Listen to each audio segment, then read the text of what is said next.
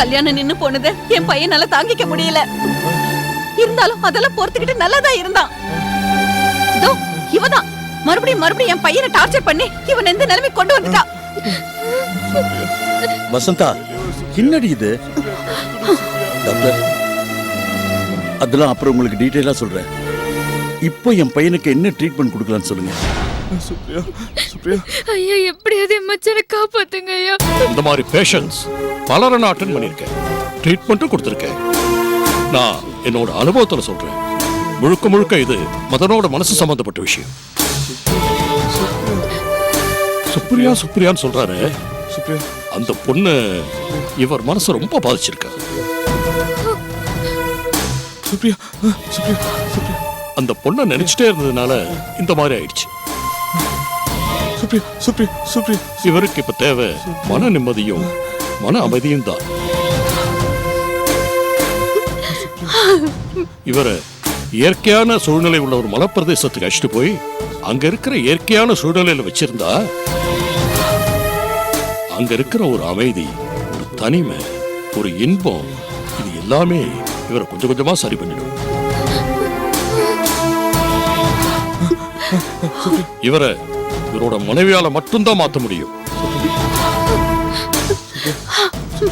கணவன் மனைவி ரெண்டு பேருக்கும் தனிமை முக்கியம்.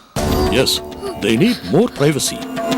சுப்ரியா, சுப்ரியா, சுப்ரியா. அதனை அவர் மனைவியோட அரவணைப்பால மட்டும்தான் குணப்படுத்த முடியும். கொஞ்ச நாள் எல்லாம் சரியாயிடும். இவர் பூர்ணமா குணமாயிடுவாரு. நம்பிக்கையா இருங்க, நீங்க கவலைப்பட வேண்டாம். டாக்டர், இவன் ரொம்ப ரெஸ்ட்லெஸ்ஸா இருக்கான். இவனை அமைதிப்படுத்துறதுக்கு உடனடியாக ஏதாவது பண்ண முடியுமா டாக்டர்? இவன் தூங்கறதுக்கு வேணா ஒரு ஊசி போடுறேன். மதன், சுப்ரியா, மதன், சுப்ரியா. உங்களுக்கு ஒரு இன்ஜெக்ஷன் போடலாமா? வேணாம், வேணாம். ஊசி போடாதீங்க. ஊசி போட்டா சுப்ரியாக்கு வலிக்கும். சரி சரி, வேண்டாம், ஊசி வேண்டாம். மதனுக்கு ஃபோர்ஸ் பண்ணி ஊசி போட வேண்டாம். அவரே டயர்ட் ஆகி கொஞ்ச நேரத்தில் தூங்கிடுவாரு. நீங்க யாரும் இவரை டிஸ்டர்ப் பண்ண வேண்டாம். Leave him alone. Okay doctor. Bhoomika, மதனுக்கு ஒன்றும் ஆகாதுமா. டாக்டர் சொன்ன மாதிரி மதனை எங்கேயாவது வெளியூர் கூட்டு போக உடனடியாக ஏற்பாடு பண்றோமா? Doctor, shall we go? Okay. Madhan, மச்சான் இங்க பாருங்க மச்சான், உங்களுக்கு ஒண்ணும் ஆகாது. இதோ குணமாயிடுமா மச்சான், டாக்டர் சொல்லிட்டு போறாரு. வாயை மூடுறீ. எல்லாம் உன்னாலதான். பண்றதெல்லாம் பண்ணிட்டு குணமாயிடுமா? குணம் நீ வாயை மூடு, பேசாதன்னு சொல்றல. மதன், சரி வா வா, அம்மா மேல சாஞ்சுக்கோ. உனக்கு ஒண்ணும் இல்ல.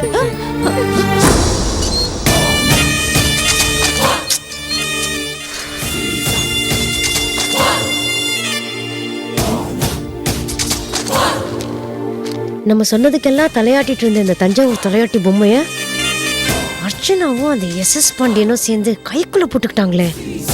இது இப்படியே விட்டா இந்த பொண்ணுரங்க நம்ம சொல்ற பேச்சையே கேட்க மாட்டான். இந்த தலையாட்டி பொம்மைய அப்பப்ப சீண்டி விட்டாதான் நம்ம சொல்றதுக்கெல்லாம் தலையாட்டும்.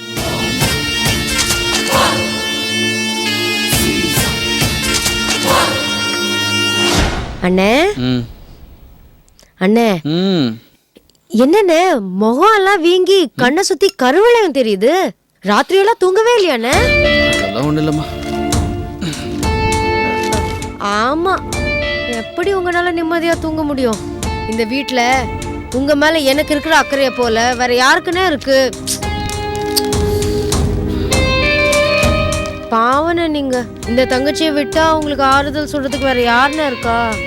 நேத்திக்கெல்லாம் நடந்தது நினைச்சு நீங்க வருத்தப்படாதீங்கண்ணே. விடுமா. என்ன இந்த தலையாட்டி பொம்மை நான் சொல்றதெல்லாம் கேட்காம போகுது. விடக்கூடாது.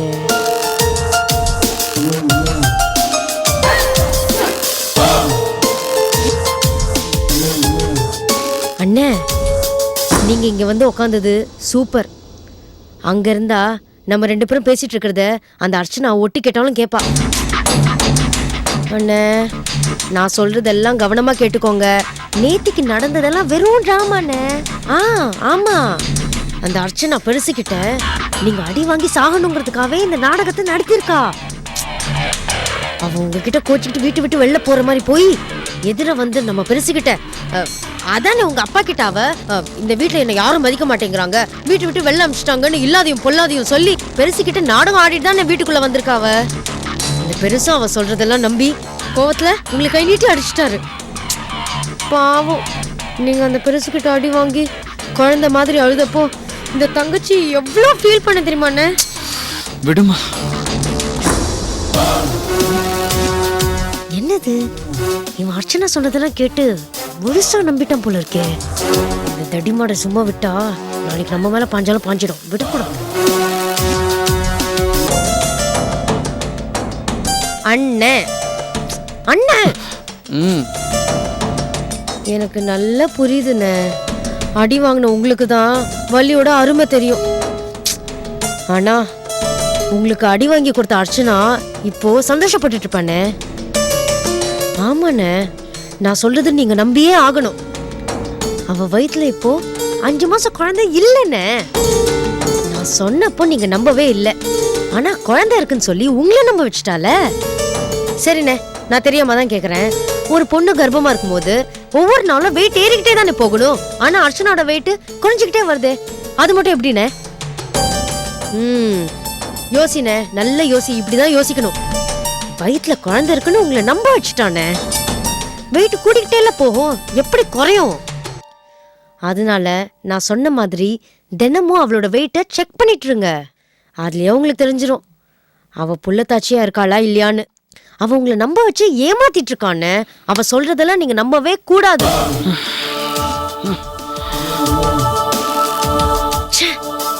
என்னது நம்ம இவ்ளோ சொல்லி அவன் மண்ணு மாதிரி போறான்.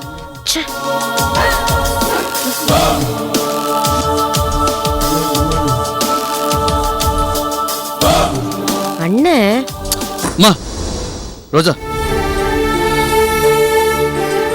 தங்கச்சி என் மேல நீ அக்கறையா இருக்கிறேன்னு நானும் நீ சொன்னதையெல்லாம் நம்பினேன். அர்ச்சனை வீட்டை விட்டு போனது நெசந்தேன். அவ என் வாரிச வயிற்றுல சுமந்துகிட்டு இருக்கிறது நெசந்தேன். அது புரியாத இந்த மரமண்டைக்கு அப்பாங்கிற முறையில எங்க அப்பா என்னை அடிச்சு எனக்கு புரிய வச்சதும் நெசந்தேன். இனி உன் பேச்ச நான் கேட்க மாட்டேன் ரோசா. நீ சொல்றதையெல்லாம் கேட்டுக்கிட்டு நான் தலையாடிக்கிட்டு இருக்கவும் மாட்டேன். போதுமா ரோசா? இனிமே இந்த குழந்தை விஷயத்துல நீ எதை சொன்னாலும் நான் நம்ப மாட்டேன். அப்பா அர்ச்சனாவை நல்ல வேலையா வழியிலேயே மடக்கி கூட்டிட்டு வந்துட்டாரு. இல்லன்னா கோவத்துல போன அர்ச்சனா குழந்தைய மட்டும் பெத்து கொடுத்துட்டு பிள்ளைய நீங்களே வளர்த்துக்கிறீங்கன்னு சொல்லிட்டு போயிருப்பா. பிறந்ததுல இருந்து எங்க அப்பாவை பார்க்காம எங்க அப்பாவுக்காக ஏங்கி ஏங்கி நான் வளர்ந்தேன். அதே மாதிரி என் பிள்ளையும் பெத்தவளை பார்க்காம அம்மாவுக்காக ஏங்கி ஏங்கி தவிச்சு போயிருக்கு. அர்ச்சனா மனசு மாதிரி வீட்டுக்கு வந்தது நல்லதா போச்சு. இனிமே இந்த மாதிரி கெட்ட விஷயங்களை என்கிட்ட பேசாத ரோஜா. அர்ச்சனா சம்மதமா என்கிட்ட கோல் மூட்டாத. இதெல்லாம் எனக்கு பிடிக்கல ரோஜா, விட்டுரு. நான் சொல்றதெல்லாம் கேட்காம போறியா? போ போ. நான் வைக்கிற அடுத்த அடியில என் காலை விழுந்து கெஞ்ச போறேன் பாரு. சுப்ரியா, என்ன விடுங்க. நான் சுப்ரியா கிட்ட போகணும். சுப்ரியா வெளியே வா. சுப்ரியா வெளியே வா. சுப்ரியா கிணத்துக்குள்ள இருக்காத. சுப்ரியா வெளியே வா. சுப்ரியா என்னங்க, என்ன இன்னும் யோசனையா இருக்கீங்க? நாம ஏலகிரிக்கு போறதுக்கு பயணம் ஏற்பாடெல்லாம் செய்யாம இருந்தா எப்படி? அதான் டாக்டர் வந்து சொல்லிட்டு போயிட்டாரு இல்ல. மகனை கூட்டிட்டு போய் மலை பிரதேசத்துல கொஞ்ச நாள் வச்சிருந்தா அங்க வீசுற மூலிகை காத்த சுவாசிச்சா அங்க இருக்கிற இயற்கை சூழ்நிலையை பார்த்தா அவன் பழைய நிலைமைக்கு வருவான்னு சொல்லிட்டாருல்ல. நமக்கு தான் ஏலகிரியில ஒரு கெஸ்ட் ஹவுஸ் இருக்குல்ல, அங்க போய் 1 மாசம் தங்கியிருந்து குணமாக்கி கூட்டிட்டு வருவோங்க. எழுந்துருங்க, ஆக வேண்டிய வேலையை பாருங்க. வசந்தா, மதனை கூட்டிட்டு ஏலகிரி போக வேண்டியதுதான். ஆனா நீ நானும் போகல. என்ன நம்ம போலியா? அப்ப மதனை யாருங்க பாத்துப்பாங்க? ஏன் பூமிகா இருக்கல்ல, அவ நல்லா பாத்துக்குவா. என்னது? நான் என்ன சொல்லிட்டு அவ இருக்கீங்க? பாத்துக்குவா. நீ வா. என்னங்க? சுப்ரியா எங்க போயிட்டா? சுப்ரியா வேணும். சுப்ரியா வந்துட்டாளா? சுப்ரியா எங்க? சுப்ரியா மச்சான் இதே தான் சொல்லிட்டு இருக்காரு மாமா. பூமிகா, முதல்ல நீ ரெடி ஆயிடு, மதனையும் ரெடி பண்ணிக்க, தேவையானது எல்லாத்தையும் எடுத்து வச்சுக்க. நீங்க 2 பேரும் தான் ஏலகிரிக்கு போக போறீங்க. எங்க இந்த மலைநாட்டுக்காரியை நம்பி என் புள்ளைய நான் அனுப்ப முடியாது. இவ என் புள்ளைய ஒழுங்கா பாத்துக்க மாட்டா. அதெல்லாம் நல்லா பாத்துக்குவா. டாக்டர் என்ன சொல்லிருக்காரு? புருஷன் பொண்டாட்டி தனியா இருக்கும்போது அந்த தனிவை கூட இவனை குணமாக்குன்னு சொன்னார்ல. இத பாரு, ஒரு தாய் செய்ய முடியாததை ஒரு மனைவியால செய்ய முடியும். அதை புரிஞ்சுக்க முதல்ல. சுப்ரியா வந்துட்டாளா? வசந்தா, நாம கூட போறது முக்கியம் இல்ல, நம்ம பையன் குணமாகணும், அதுதானே நமக்கு முக்கியம். இவ புருஷனுக்கு என்னென்ன நேரத்துல என்னென்ன பண்ணணும்னு இவளுக்கு நல்லா தெரியும். நாம சொல்லித்தர தேவையில்லை. ஐயோ, இவளை நம்பி என் புள்ளைய அனுப்ப முடியாதுங்க. எங்கேயாவது கூட்டிட்டு போய் தொலைச்சிட்டு வந்துட போறா. ஏய், கொஞ்ச நேரம் சும்மா இருக்கியா? ஒரு பொண்டாட்டிய நம்பி புருஷனை அனுப்பாம வேற யாரை நம்பி அனுப்பு? நம்மளை விட மதன் குணமாகணுங்கிற அக்கறை பூமிகாக்கு இருக்கு. பூமிகா நல்லாவும் பாத்துக்குவா. பூமிகா, நீங்க 2 பேர் மட்டும் போங்கம்மா. நான் ஏலகிரி கெஸ்ட் ஹவுஸ்க்கு போன் பண்ணி சொல்லிடுறேன். உங்களுக்கு தேவையானது அனைத்தும் அவங்க செய்வாங்கம்மா. ஆமாப்பா, நீ சொல்றதா கரெக்ட். அம்மா வேணாம். டேய் மதன், டேய் நான் உன் அம்மாடா. என்ன ஏன்டா வேண்டாம்னு சொல்ற? நீ அம்மா இல்ல, நீ சும்மா, நீ கெட்ட அம்மா. டேய் ஏன்டா இப்படி எல்லாம் பேசுற? அம்மா, நீ நல்ல அம்மாவா இருந்திருந்தா சுப்ரியா எனக்கு கல்யாணம் பண்ணி வச்சிருப்பல்ல. சுப்ரியாவை எனக்கு கல்யாணம் பண்ணி வைக்காம நீ அவளை அமெரிக்காக்கு அனுப்பி வச்சிட்டல. நீ அவளை அமெரிக்கா அனுப்பிச்சு வச்சதுனால நீ கெட்ட அம்மா. பூமிகா தான் நல்ல பூமிகா. எனக்கு சுப்ரியாக்கும் கல்யாணம் பண்ணி வைக்க என்ன கூட்டிட்டு போறா. எனக்கு சுப்ரியாக்க கல்யாணம், எனக்கு சுப்ரியாக்க கல்யாணம், டும் டும் டும் டும் டும். எனக்கு சுப்ரியாக்க கல்யாணம், எனக்கு சுப்ரியாக்க கல்யாணம், டும் டும் டும் டும். எனக்கு சுப்ரியாக்க என் கல்யாணம். புள்ளைய இந்த நிலைமைக்கு ஆளாக்கிட்டியே. இதுக்காக நான் 10 மாசம் சுமந்து பெத்தேன். என் புள்ளைய ஒரு டாக்டர், அவனுக்கே வைத்தியம் பண்ற மாதிரி பண்ணிட்டியே. எங்கிருந்து வந்த என் குடும்பத்தை கிடக்கிறதுக்கு நாசமா போறவளே. ஏன் கத்துற? எனக்கு சுப்ரியாக்க கல்யாணம், எனக்கு சுப்ரியாக்க கல்யாணம்.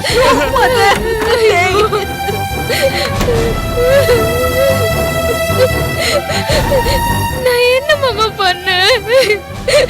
அத்தா என்ன இப்படி திட்டிட்டு போறாங்க? மச்சா இருக்க நிலைமைய பார்த்தா எனக்கு செத்து போயிடலாம் போல இருக்கு மாமா. நீ செத்து போயிட்டா எல்லாம் சரியாயிடுமா? அத்தை பேசுறதெல்லாம் விடுமா, அவ எப்பவும் இப்படிதான் பேசுவா. அதெல்லாம் நீ போய் பெருசுப்படுத்திக்கிட்டு. இந்த பாருமா, உன் புருஷன் குணமாகும், பழைய மாதிரி அவன் வரணும். உன் வயித்துல இருக்கிற அவன் குழந்தைக்கு நல்ல தகப்பனா இருக்கணும். அதுக்கு நீ உயிர் வாழணும்ல. நீ உன் புருஷனோட சந்தோஷமா குடும்பம் நடத்தணும், நீ சந்தோஷமா இருக்கணும். அத நான் கண்குளிர பாக்கணுமா? இத பாரு, தைரியமா நீ ஏலகிரி போ. அங்க உங்களுக்கு தேவையான எல்லா ஏற்பாடும் பண்றேன். நீ அங்க போனினா உன் புருஷன் மதன் கண்டிப்பா குணமாயிடுவான். டாக்டர் சொன்னார்லம்மா, இது ஆரம்ப ஸ்டேஜ் தான்மா. மலை பிரதேசத்துக்கு கூட்டிட்டு போய் இயற்கை காற்று பட்டா, மூலிகை காத்து பட்டா அவன் குணமாயிடுவான்னு சொன்னார்ல. அதனால நீ அங்க போனாதாம்மா நல்லது. அது மட்டும் இல்லம்மா, நீ அவனை கூட்டிட்டு போய் தனியா கொஞ்ச நாள் இருந்தா எல்லாம் சரியா போயிடுமா. நீங்க 2 பேரும் ஏலகிரி போறதுக்கு எல்லாம் தயார் பண்ணுங்க. மத்த விஷயத்துல நான் பாத்துக்கிறேன்.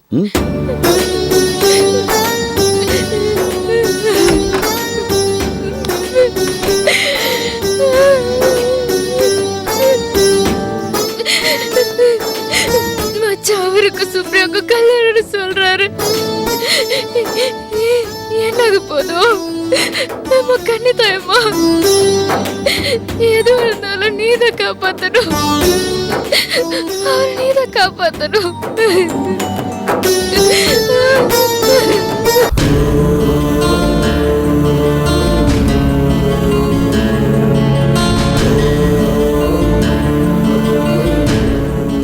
ஏமாந்தது அர்ச்சனா தான், நீ இல்ல.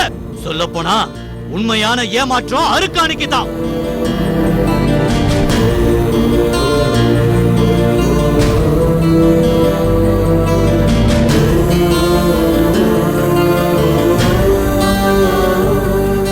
என் மனசுல எதுவுமே இல்லாம தான் மாமா இருந்துச்சு. அத்தை சொல்லிதான் பொண்ணுரங்க மாமான்னு ஒரு உறவு இருக்கிறதே தெரியும். போட்டோ என்கிட்ட காட்டின அந்த நிமிஷமே உங்களை எனக்கு ரொம்ப பிடிச்சு போச்சு மாமா.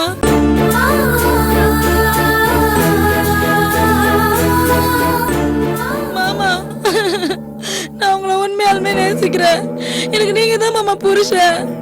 என்ன கைவிட்டுற மாட்டீங்கல்ல? அப்படி கைவிட்டா நான் செத்துருவேன் தெரியும்ல.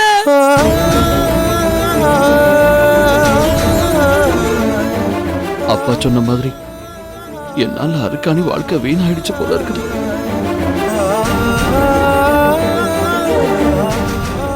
இதோ வராத்த. அருக்காணி, சொல்லுங்க மாமா. இங்க என்னவா?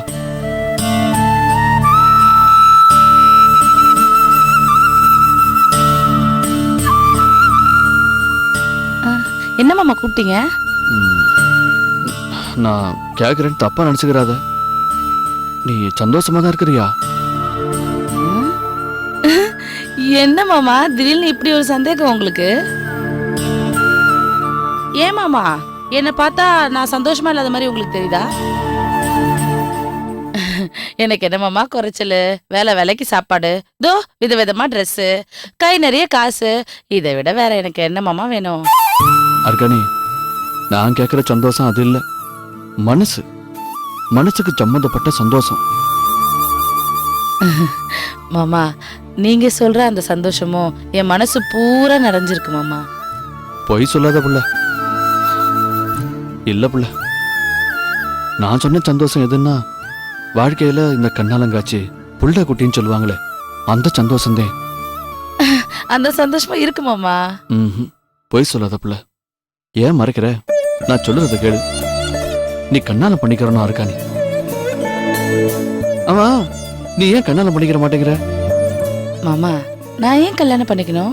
அருகாணி, நீ பழசையெல்லாம் மறந்துட்டு வேற வாழ்க்கை வாழறதே நியாயம்.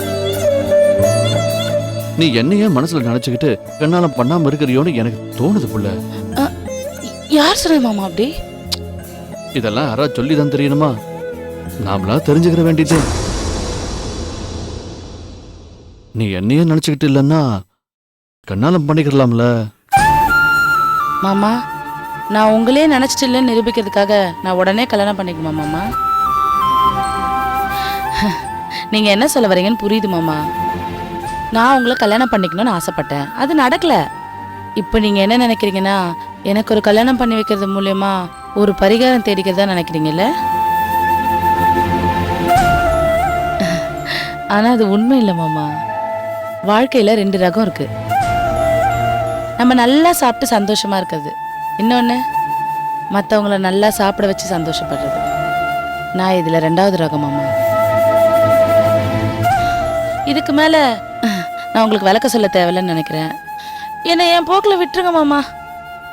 நான் எனக்குன்னு ஒரு தனி உலகத்தை உருவாக்கிட்டு அதுல நீங்க, அர்ச்சனாக்கா, அத்தை தங்கமாமா, இந்த சொந்த பந்தங்களோட நான் வாழ்ந்துட்டு இருக்கேன். என்ன வற்புறுத்தாதீங்க மாமா.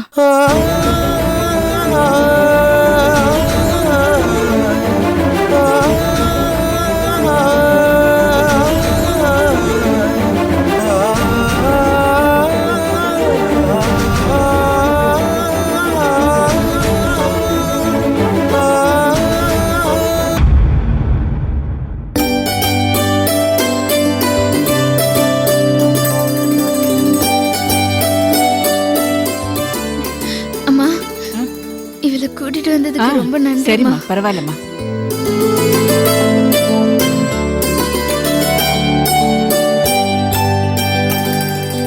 அக்கா, என்னக்கா ஆச்சு? ஃபோன் பண்ணி வர சொன்ன, என்ன விஷயம்? அக்கா, என்னக்கா உன் கண்ணெல்லாம் கலங்குது? என்னாச்சுக்கா, சொல்லுக்கா. மச்சானுக்கு சுப்ரியா என்ன விட்டு போயிட்டா. சுப்ரியா திரும்பி வந்துரு. இவருக்கு இப்ப தேவை மன நிம்மதியும் மன அமைதியும் தான். நீங்க 2 பேரும் தான் ஏலகிரிக்கு போக போறீங்க.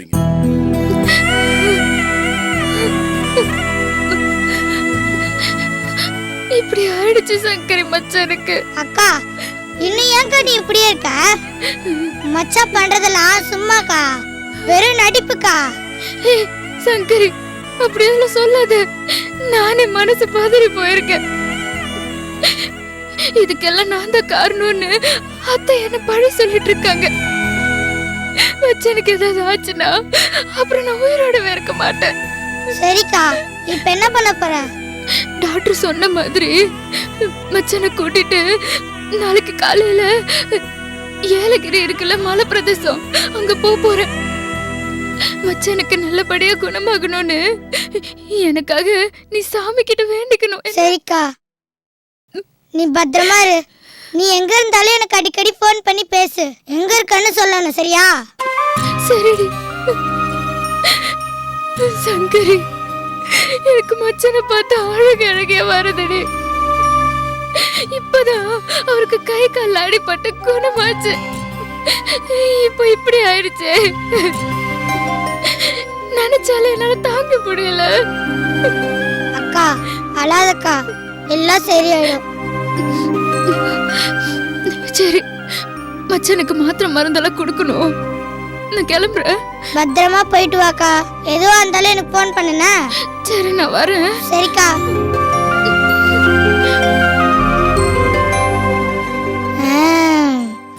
மதன் மச்சான் பூமி கக்காவை ஏமாத்துறதுக்கு ஏதோ சூழ்ச்சி பண்றாரு.